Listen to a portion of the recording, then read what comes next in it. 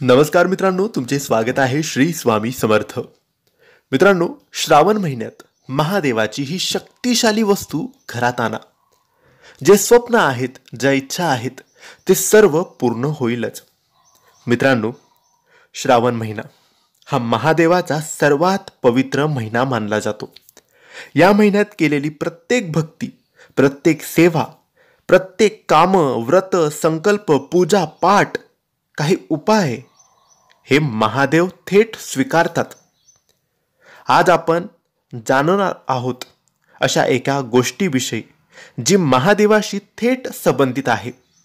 जी वस्तू जर तुम्ही श्रावण महिन्यात घरात आणली आणि या वस्तूचे पूजन केले तर तुमचं नशीब, सुख, समृद्धी, आरोग्य आणि तुमचं स्वप्नही पूर्ण होण्यास वेळ लागणार नाही. मित्रांनो, शंकराची कृपा प्राप्त करण्यासाठी काही विशेष वस्तू घरी आणायला पाहिजे असं शास्त्रात सांगितलं जातं. पण यातली एक जरी वस्तू आपण घरात आणली तरी महादेवाची कृपा आपल्यावर मिळतेच. आता या वस्तू कोणत्या आहेत ते आपण जाणून घेऊया. मित्रांनो, सगळ्यात मोठी आणि सगळ्यात शुद्ध आणि चमत्कारी शक्तिशाली वस्तू आहे ती म्हणजे रुद्राक्ष. तोही ओरिजिनल रुद्राक्ष.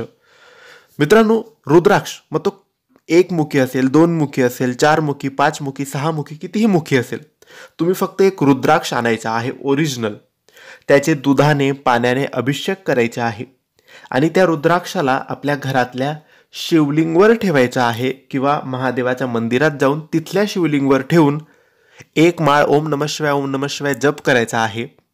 आणि जर देवघरात ठेवला असेल तर दिवसभर तो रुद्राक्ष शिवलिंगवर राहू द्यायचा आणि महादेवाच्या मंदिरात ठेवला असेल तर आपली पूजा झाल्यानंतर तो रुद्राक्ष आपण आपल्या घरी घेऊन यायचा.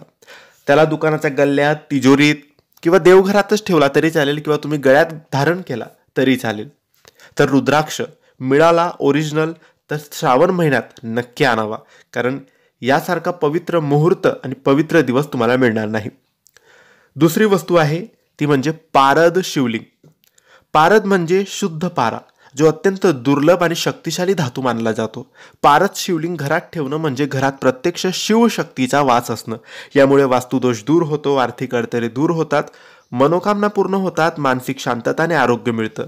वास्तविक हे शिवलिंग घरात ठेवण्यासाठी काही नियम आहेत. हे शिवलिंग कोणत्याही मातीच्या किंवा तांब्याच्या पाटावर ठेवावं. रोज किमान 1 वेळा तरी त्या शिवलिंगवर जल अर्पण करावं. ओम नमः शिवाय या मंत्राचा जप करावा.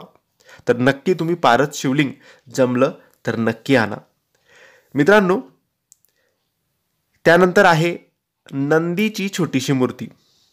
मित्रांनो, नंदी म्हणजे भक्ती आणि श्रद्धेचं प्रतीक. नंदीची मूर्ती महादेवाच्या कृपेने घरी आणायची, कारण कृपेची भाग आपले संदेश, आपलं मागणं, आपल्या गरजा महादेवापर्यंत कोणी पोहोचवत असतं तर ते म्हणजे नंदी.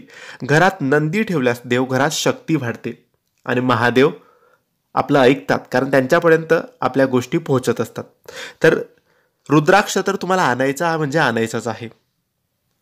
शिवलिंग, पारद असलं पाहिजे आणि एक नंदीची छोटीशी मूर्ती. या 3 वस्तू आहेत.